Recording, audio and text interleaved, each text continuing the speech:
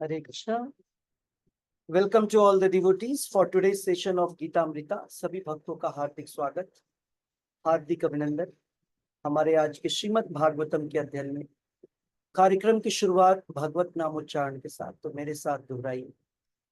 ओम नमो भगवते वासुदेवाय। ओम नमो भगवते वासुदेवाय। ओम नमो भगवते वासुदेवाय। नारायणं नमस्कृत्य नरं चैव नरोत्तमं देवीं सरस्वतीं व्यासं ततो जयमुदीरयेत्। नष्टप्रायेषु अभद्रेषु नित्यं भागवत सेवया भगवती उत्तम श्लोके भक्तिर्भवति नैष्टिकी। ओम अज्ञानतिमिरान्धस्य ज्ञानाञ्जनशलाकया चक्षुरुन्मीलितं येन तस्मै श्रीगुरुवे नमः। नमो विष्णुपादाय कृष्णपृष्ठाय भूतले श्रीमते भक्तिवेदांत स्वामिन्निति नामिने। नमस्ते सारस्वते देवे गौरवाणी प्रचारिणी निर्विशेष शून्यवादी पाश्चात्य देशतारिणी। जय श्री कृष्ण चैतन्य प्रभु नित्यानंदा श्री अद्वैत गदाधर श्रीवासादि गौर भक्तवृंद। हरे कृष्णा कृष्ण कृष्ण हरे हरे, हरे राम राम राम हरे हरे। सो एक बार फिर से सभी भक्तों का हार्दिक स्वागत। Reading from Srimad Bhagavatam.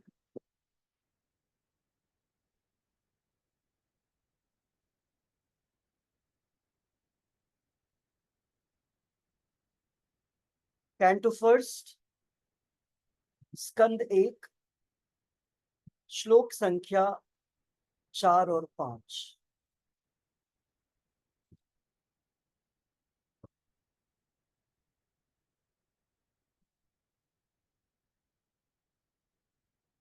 तत्रोपनीत बलयो रविर्दीप मिवाद्रिताः आत्मा रामं पूर्णकामं निजलाभेन नित्यदा। प्रत्युत्फुल्लमुखाः प्रोचुर्हर्ष गदगदया गिरा पीतरं सर्व सुहृदं अवितारम इवार्भकाः। तत्रोपनीत बलयो रवेर दीपम इवाद्यताः। रवि मीन्स सूरज और दीप मीन्स लैम्प। इवाद्रिताः अनुवाद और तात्पर्य श्रील प्रभुपाद जी द्वारा। श्रील प्रभुपाद की जय। यस, मीनाक्षी माता जी पढ़ी। हरे कृष्णा प्रभु जी। सारे नागरिक अपनी अपनी भेंटें लिए हुए भगवान के सम्मुख आए और उन्हें उन परम संतुष्ट तथा आत्मनिर्भर भगवान को अर्पित किया, जो अपनी निजी शक्ति से अन्यों की आवश्यकताओं की निरंतर पूर्ति करते रहते हैं। ये भेंटें सूर्य को दिए गए दीपदान जैसी थी। फिर भी सारे नागरिक भगवान के स्वागत में ऐसी आह्लादमयी भाषा में बोलने लगे मानो बच्चे अपने अभिभावक तथा पिता का स्वागत कर रहे हों। तात्पर्य शिला प्रभुपाद जी द्वारा। तात्पर्य शिला प्रभुपाद की जय। परम भगवान को यहाँ पर आत्मा राम कहा गया है। वे आत्मनिर्भर हैं और उन्हें अपने से आगे अन्यत्र सुख की खोज करने की आवश्यकता नहीं है। वे आत्मनिर्भर हैं क्योंकि उनका दिव्य अस्तित्व ही पूर्ण आनंदमय है।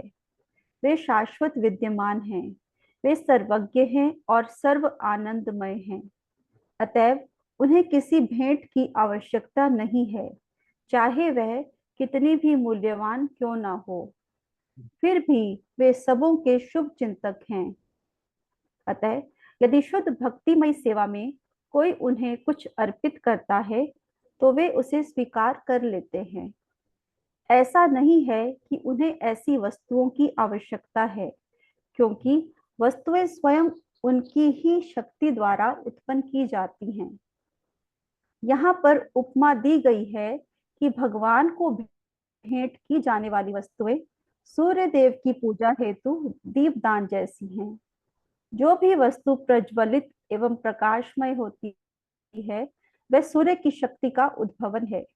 तो भी सूर्य देव की पूजा करने के लिए दीपदान आवश्यक है।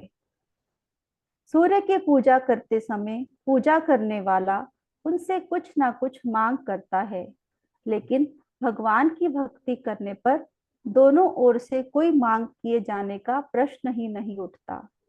यह तो भगवान और भक्त के बीच शुद्ध प्रेम तथा स्नेह का प्रतीक है।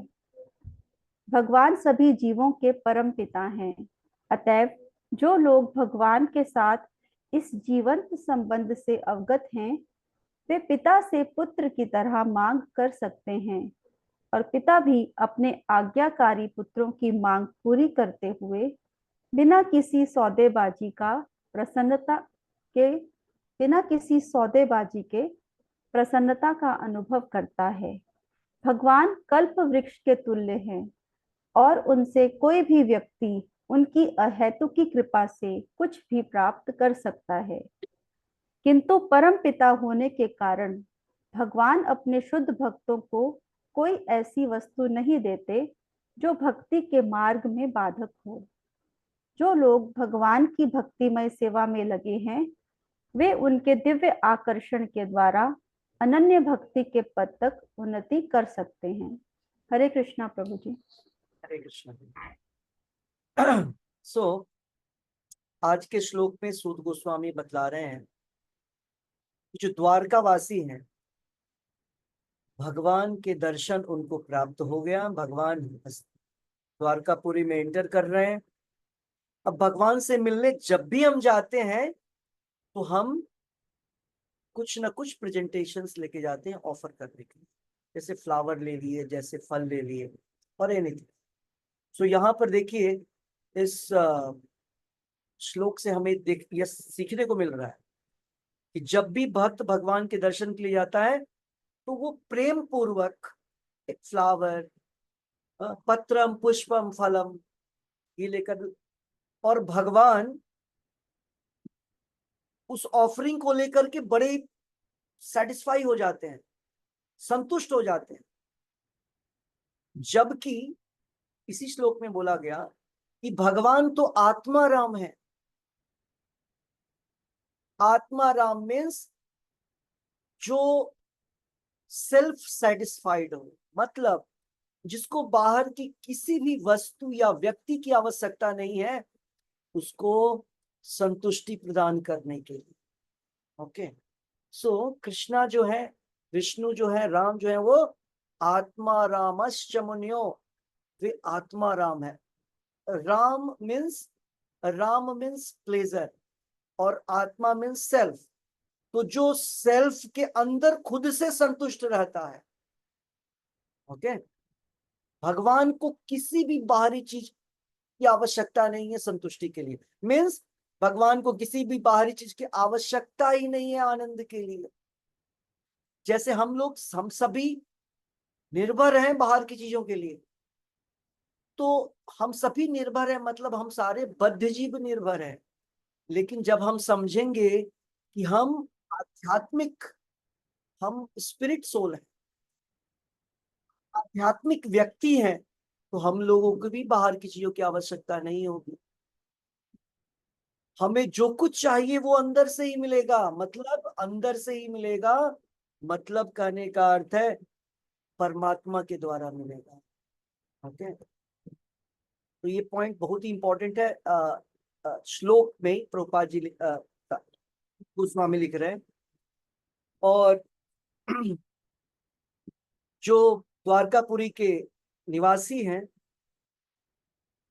वो इतने ज्यादा एक्सटेसी में है, एक्सटेसी में है मतलब भाव में है कि भगवान को आदर पूर्वक ट्रीट करते हुए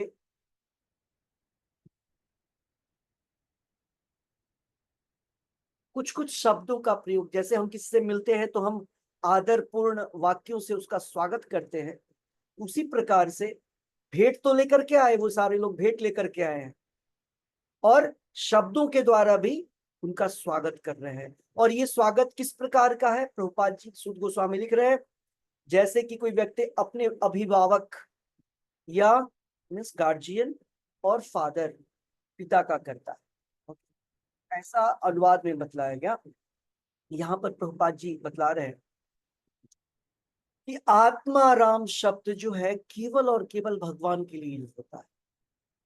और जब कोई व्यक्ति भगवानमय हो जाता है, भगवतमय हो जाता है, मीन्स अब उसके अंदर भी भगवान की शक्तियां, भगवान की आध्यात्मिक अंतरंगा शक्ति का संचार हो जाता है, मतलब शुद्ध भक्त। शुद्ध भक्त को भी बाहर की चीजों की आवश्यकता नहीं रह जाती है। तो ये पहचान है, भक्ति की पहचान है, शुद्ध भक्ति की पहचान है, या भक्ति के स्तर की पहचान है कि व्यक्ति, कौन सा व्यक्ति अपने अ, निजी आवश्यकताओं को कितने कंट्रोल में है। क्या उसकी निजी आवश्यकताएं बिल्कुल भौतिकवादी व्यक्तियों की तरह है, इसका मतलब वो व्यक्ति भक्ति में प्रोग्रेस नहीं कर रहा है। अगर हम भक्ति में प्रोग्रेस करेंगे तो हमारी जो निजी आवश्यकताएं हैं, हमारी जो जीवन की आवश्यकताएं हैं, वो आवश्यकताएं मिनिमम हो जाएंगी, या ऐसा कह ले इच्छाएं मिनिमम हो जाएंगी, आवश्यकताएं तक हमारी इच्छाएं रह जाएंगी। मतलब आवश्यकता तो हमें जितना चाहिए वो आवश्यकता रहेगी, लेकिन इच्छाएं जो होती हैं, डिजायर्स, उसको पाबंदी लगाना पड़ेगा। मतलब इच्छा अनलिमिटेड होता है, आवश्यकताएं अनलिमिटेड नहीं होती है।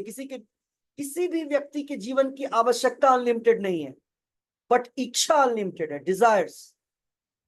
तो जो अवांछित इच्छा है, अनवांटेड डिजायर्स है, भक्ति में व्यक्ति बढ़ रहा है कि नहीं बढ़ रहा है, इसका लक्षण क्या है, हमारे अनवांटेड डिजायर्स कम होने लगेंगे और कृष्णा कॉन्शियस डिजायर बढ़ने लगेगा।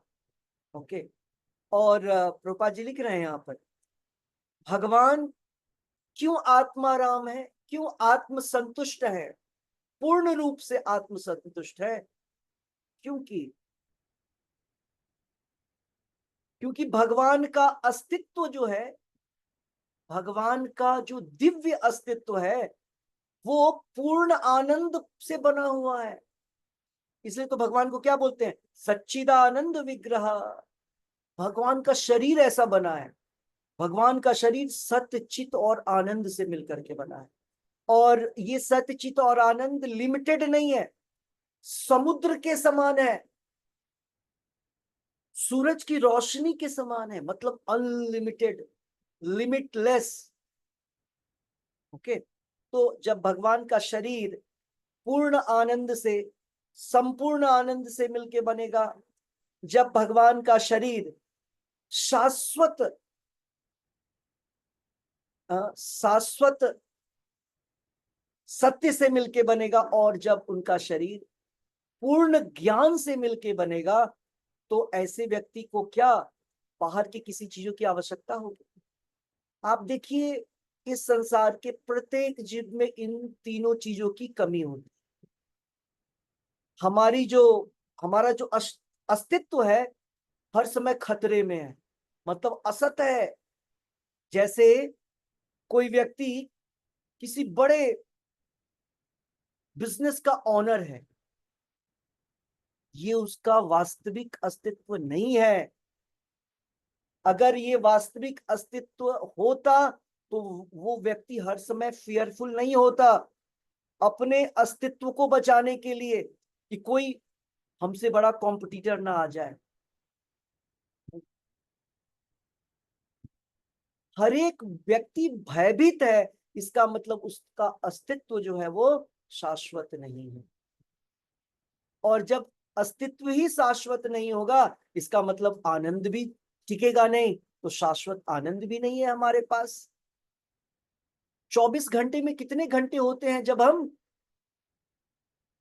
हम आनंद में होते हैं? बहुत कम।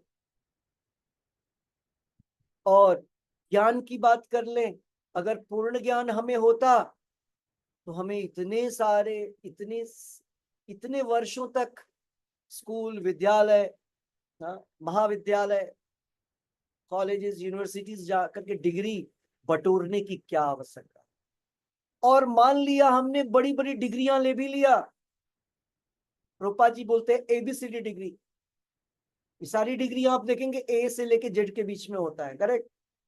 हाँ, जितनी डिग्रियां हैं, BTech, MTech, BEd, MBBS, CA, ये सब क्या है? ए टू जेड के बीच में है, एबीसीडी डिग्री। ये सारी डिग्री आ जाए, कई सारी डिग्री आ जाए, फिर भी व्यक्ति भयभीत होता है, पता नहीं क्या होगा। इसका मतलब क्या हुआ कि यहाँ पर जितने लोग हैं बद्धात्माएं, उनका शरीर जो है इससे बना है, तो असत, अचित और निरानंद से बना। इसीलिए कभी भी कहीं भी कोई पेन हो जाता है शरीर में, करेक्ट? बैठे हुए हैं, हेडेक हो गया, बॉडी के किसी भी पार्ट में दर्द हो जाता है, बिना कुछ पता ही नहीं होता है, क्योंकि ये बॉडी बना कैसे है? निरानंद से बना है।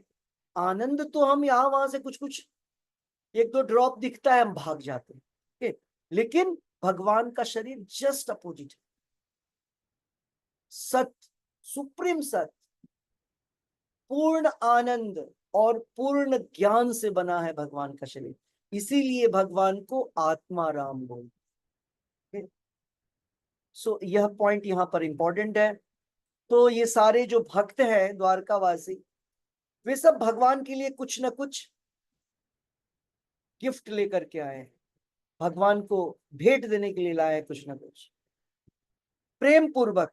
अब चूंकि ये उनका भेंट प्रेम के साथ है, भक्ति प्रेम के साथ है, और भगवान गीता में बोलते हैं कोई व्यक्ति पत्र, पुष्प, फल और जल, पत्रम पुष्पम फलम तोयम यो में भक्त्या प्रयच्छति, अगर भक्ति पूर्ण भाव से प्रेम पूर्वक अगर हम भगवान को पत्र, पुष्प और जल और फल अर्पण करेंगे, भगवान को 56 भोग की आवश्यकता नहीं है। क्यों? क्योंकि जो आप ऑफर करने जा रहे हैं वो तो भगवान ने ही बनाया है, तो फिर क्यों ऑफर करना? प्रश्न उठता है, प्रभु जी जब ऑफर आवश्यकता ही नहीं है, तो आप लोग ये जन्माष्टमी में 56 भोग, 108 भोग, 1008 भोग क्यों ऑफर करते हैं जब भगवान को सब अवेलेबल है? इसलिए ऑफर करते हैं क्योंकि हम उसका प्रयोग करते हैं, क्योंकि भगवान के द्वारा हमें धन, हमें अन्न, हमें ज्ञान शक्ति, हमें शारीरिक शक्ति और बहुत प्रकार के संसाधन प्रदान किए गए हैं। तो जब हमें संसाधन प्रदान किए गए हैं, तो संसाधन देने वाले को तो उसमें से हमको भोग लगाना पड़ेगा। नहीं करेंगे तो चीटर, चोर कहे जाएंगे। इसीलिए हम लोग भगवान को ऑफर करते हैं। अगर नहीं है, अगर आपके पास नहीं है, तब की डिमांड नहीं है। हम फोर्सफुल नहीं है भगवान को अर्पण करने के लिए। किसी भी भौतिक चीज से पहली बात तो भगवान को संतुष्ट ही नहीं कर सकते। अभी हमने क्या पढ़ा? भगवान सतचित और आनंद से बने हैं। स्पिरिचुअल चीज होता है सच्चित आनंद।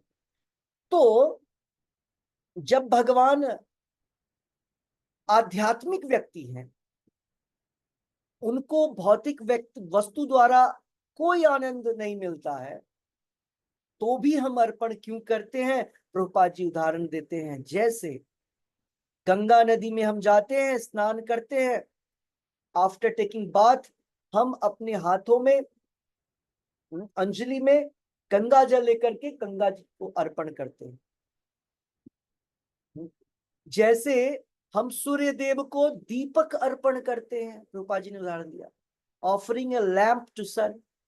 क्या रोशनी है, सूरज को आवश्यकता है छोटे से दीप की। वो दीप का जो जो लाइट है और हीट है वो सूरज से ही आया है। इस संसार की कोई भी वस्तु जिसमें हीट है, ताप है और प्रकाश है, इसका मतलब है वो सूरज से आया है। ओके, तो छोटी सी वस्तु को सूरज को दिखलाने से क्या होगा? उसी प्रकार से भगवान को इन सारी चीजों की आवश्यकता बिल्कुल नहीं है। ऐसा करने से हम शुद्ध होते हैं। भौतिक वस्तुएं जब भगवान की सेवा में लगाई जाती है तो वो वस्तु शुद्ध होता है, और तब जब हम उसको ग्रहण करते हैं तो हम पाप रहित होते। भगवान भगवत गीता में बोलते हैं, ये पच्यंती आत्म कारणा, मतलब जो व्यक्ति भोजन बनाता है और भगवान को बिना भोग लगाए अर्पण किए खा लेता है, वो पाप को खाता है। ओके, तो इस प्रकार से भगवान बोल रहे हैं यहां पर जो कुछ है भगवान की एनर्जी से ही आया है, और भगवान को अर्पण करना है। भगवान के पास तो ऑलरेडी है, तो भगवान हमारे प्रेम को देखते हैं। ओके, भगवान हमारे प्रेम को देखते हैं, और भगवान ये देखते हैं कि जो वस्तु हमने इस जीव को प्रदान किया है, जो संसाधन हमने इस जीव को प्रदान किया है, उस संसाधन को क्या वो पूरा का पूरा अपने यूज में लगा लेता है या जन कल्याण में लगाता है? और जन कल्याण में भी कैसे लगाना है आपको? भोग नहीं लगाना है, भोगा नहीं, प्रसादम। भोग का अर्थ क्या होता है? कोई भी वस्तु जो भगवान को अर्पित नहीं होता है उसको भोग बोलते हैं। भगवान को ऑफर्ड नहीं होता है उसको भोग बोलते हैं, और उस भोग में साइड इफेक्ट होता है, उसमें पाप होता है। और जैसे ही आप कोई भी वस्तु भगवान को अर्पित करते हैं, मीन्स भगवान को भोग लगाते हैं, देखिए, तो वो भोग प्रसाद में कन्वर्ट हो जाता है। भगवान अगर भोग कर ले तो वो चीज प्रसाद बन जाता है। और जब हम किसी वस्तु को भोग लेते हैं, मीन्स इंजॉय कर लेते हैं, तो उसमें पाप होता है। सो इसीलिए हम हर एक वस्तु को भगवान को अर्पण करते हैं। ये पॉइंट है। देखिए, बिल्कुल ये जन्माष्टमी से रिलेटेड टॉपिक आ गया कि क्यों हमको भगवान की सेवा करनी चाहिए। वाई?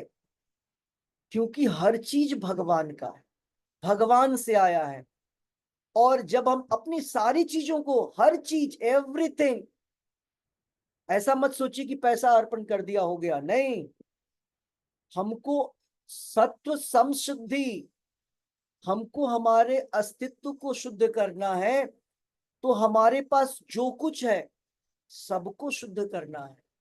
हमें अपने इंटेलिजेंस को शुद्ध करना है, मन को शुद्ध करना है, इंद्रियों को शुद्ध करना है। कैसे करेंगे? आपको याद होगा अम्बरीश महाराज ने कैसे शुद्ध किया था। सबई मनः कृष्ण पादार विंध्यो, उन्होंने अपने मन को भगवान की सेवा में लगा रखा था पूर्ण रूप से। मन का काम सोचने का होता है, भगवान के विषय में सोचते रहो। राजा थे वो, ऑर्डिनरी व्यक्ति नहीं है, नॉट राजा, महाराजा थे वो, सूर्यवंश के हैं, रामचंद्र जी के अपीयर होने से बहुत पहले।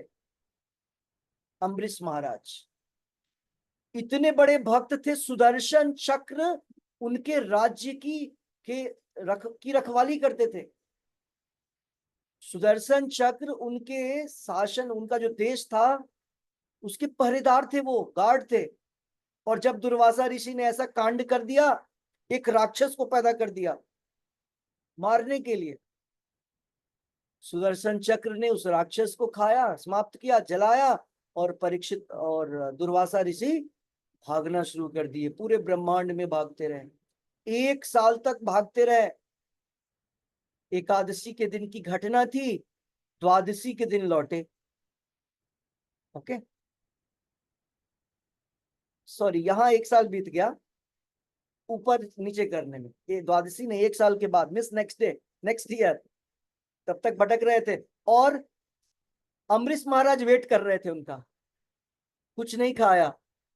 ओके, सो इस प्रकार से हमने क्या देखा कि भगवान की भक्ति का पता कब चलता है? जब हमें रिनंसिएशन आता है, त्याग आता है, ज्ञान और वैराग्य आता है। भक्ति कैसे होता है? भक्ति ज्ञान और वैराग्य के साथ, भक्ति का जो बाई प्रोडक्ट है ना, वो ज्ञान और वैराग्य है। वैराग्य मतलब जो कुछ है भगवान की सेवा में लगाना है। और ये कब होगा? जब ज्ञान आएगा। तो ऐसा क्यों क्यों किया जाए? ओके, जैसे छोटे बच्चे को देखिए, बिल्कुल छोटा। वैसे छोटे बच्चे भी आपको कोई चीज नहीं देंगे, आप उनसे लेंगे तो छीन लेगा, करेक्ट। लेकिन जो थोड़ा सा, जिसका माइंड शुद्ध है, वो कोई भी वस्तु किसी को दे देगा। Like that. वैसे बनना है। भक्ति के द्वारा हमारे मन को सरल किया जाता है। क्या प्रोसेस है भक्ति? भक्ति मन को सरल करने का, शुद्ध करने का प्रोसेस है। स्पिरिचुअल वर्ल्ड से जब हम इस मटेरियल वर्ल्ड में आते हैं, आध्यात्मिक लोक से भौतिक लोक में जब आते हैं, तब हमारा मन सरल नहीं रहता है, कॉम्प्लेक्स हो जाता है। तभी तो हम बहुत सारी कूटनीतिक चीजें सोचते हैं, पॉलिटिक्स, हाँ, कहाँ कैसे किधर क्या करना है, सारी गलत सही जो चीजें हैं वो हमारे मन में आती। तो भक्ति के द्वारा सरलता आता है जीवन, सिंप्लिसिटी आता है। इसलिए प्रभुपाद जी बोलते हैं भक्तों का जीवन कैसा होता है? Simple living. सिंपल लिविंग उसी का होगा जिसका मन सरल होगा, जिसका मन शोबाजी शो करने में नहीं रहेगा, दिखाने में, तो जीवन सरल होगा ही नहीं। तो सिंपल लिविंग और high thinking. High thinking means thinking about the highest person, the top most person of this planet. जब हम भगवान के विषय में चिंतन करेंगे, जब भगवान का नाम लेंगे, तब चिंतन करेंगे। ओके, तो इस प्रकार से प्रभुपाद जी यहाँ बतलाते हैं कि जो द्वारकावासी भगवान को अर्पण कर रहे हैं, भगवान केवल भक्ति के कारण, भक्त्या, भक्ति के वश में भगवान उनके सारे ऑफरिंग्स को कबूल, उनके सारे ऑफरिंग को वो स्वीकार कर लेते हैं, कबूल कर लेते हैं। ओके, जबकि उन्हीं की वस्तु है ना। भगवान, रूपा जी एक और उदाहरण देते हैं कि जब जब पेरेंट्स के लिए बच्चे, उनके बच्चे कुछ ऑफरिंग देते हैं ना, उनको अच्छा लगता है, दे फील गुड। उनके पास खुद है, लेकिन then also they feel good. Okay, क्यों? क्योंकि उसमें प्रेम होता है।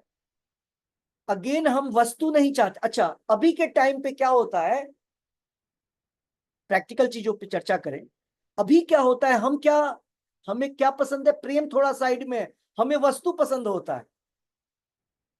हमें हमारा प्रेम वस्तु को देख करके जागृत होता है। अभी के समय में वस्तु मिल गई, हमारी इच्छा पूर्ण हो गई, तो हम आपसे बहुत प्रेम करते हैं।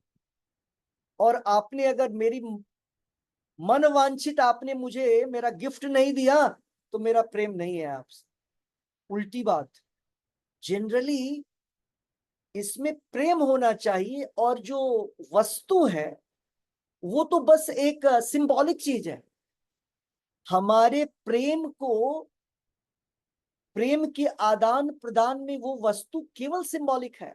गिफ्ट, प्रेजेंटेशन केवल सिंबॉलिक होता है, हमारे प्रेम का प्रतीक होता है, सिंबल ऑफ लव।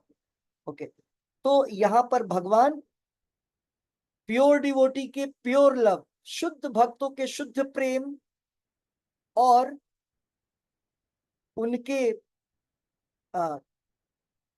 उनके प्रेम की अभिव्यक्ति के कारण भगवान उसको ग्रहण कर लेते हैं। और यहाँ प्रभुपाद जी लिख रहे हैं ये सारी चीजें साइन है, ये सारी चीजें चिन्ह है भगवान के शुद्ध भक्त और भगवान के बीच का जो प्रेम है ना, शुद्ध प्रेम, उसके आदान प्रदान का। रूपा जी फिर लिख रहे हैं कि भगवान जगत पिता है, ब्रह्मा के भी पिता है, प्रपितामह। भगवान ब्रह्मा के भी पिता है। ओके, सो हम सारे जीव भगवान के पुत्र हुए।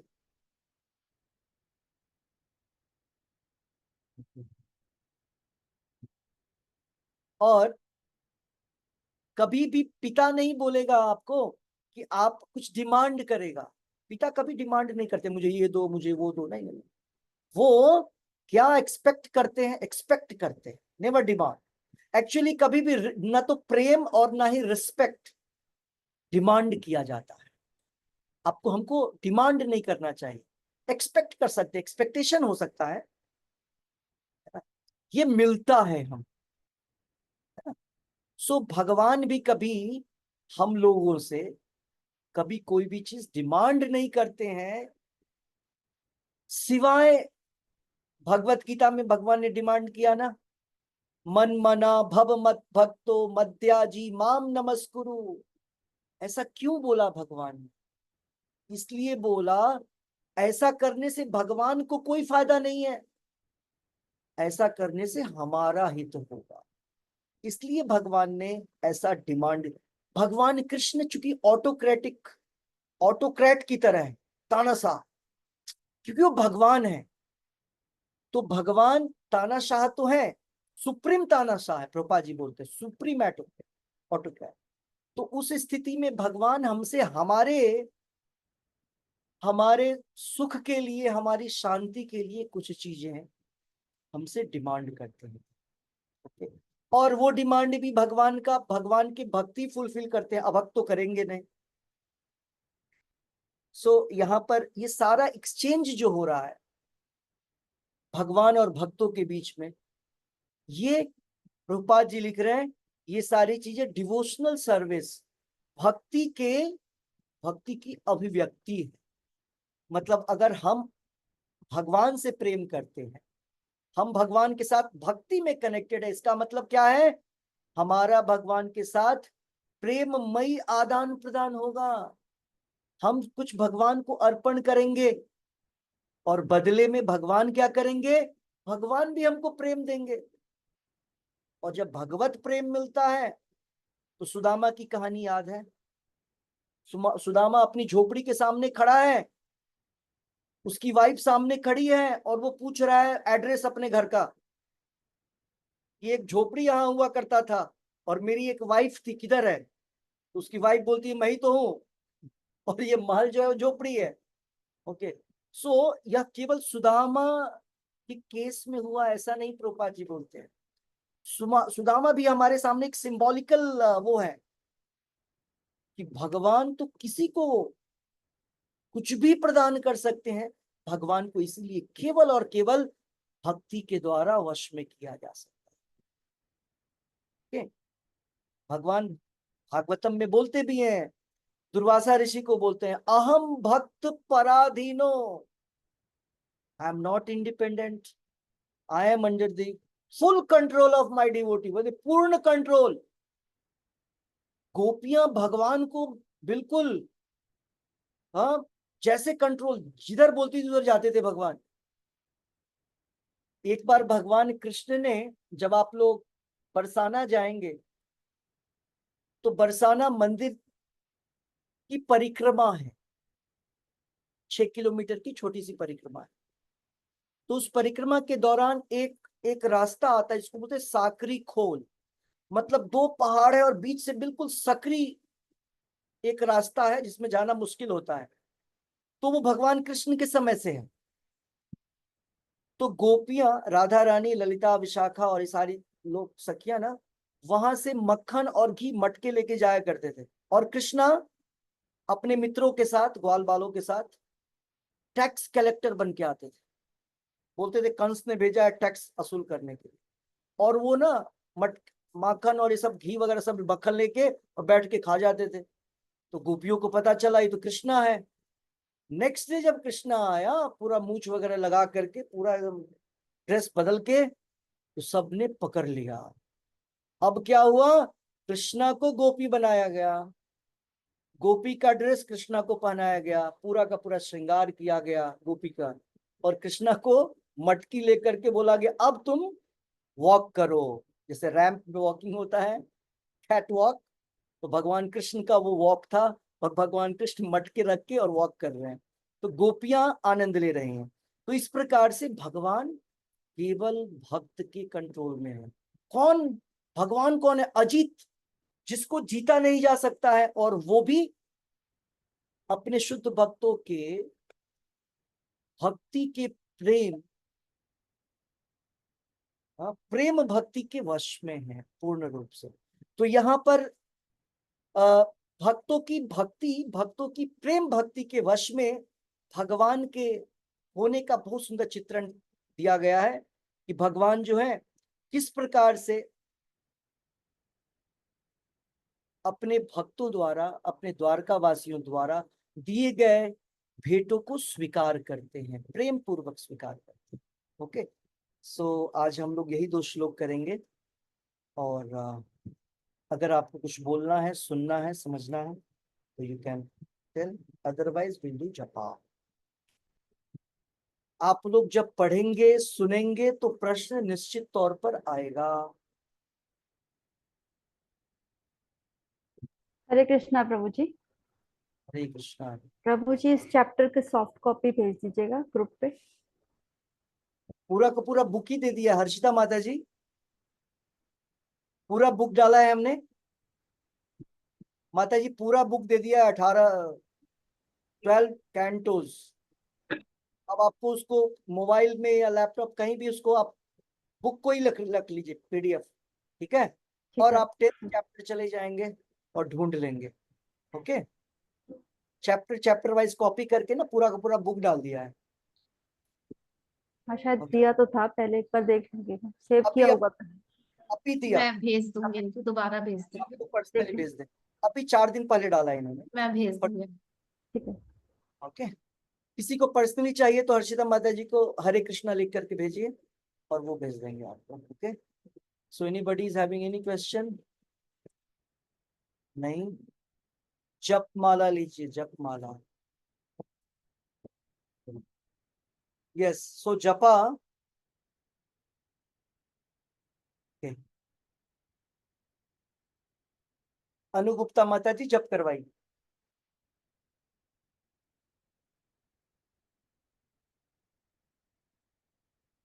अनुगुप्ता माता जी नहीं है। ओके, रेवा गुप्ता माता जी करवाएंगे। हरे कृष्णा प्रभु जी। हरे कृष्णा, जपा शुरू करवाई। नमो विष्णु पादाय कृष्ण पृष्ठाय भूतले श्रीमती भक्ति वेदांत स्वामी इति नामिने।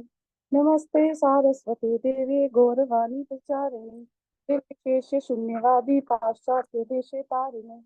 जय श्री कृष्ण चैतन्य प्रभु नित्यानंदा श्री अद्वैत गदाधर शिवासादि गौर भक्त वृंदा।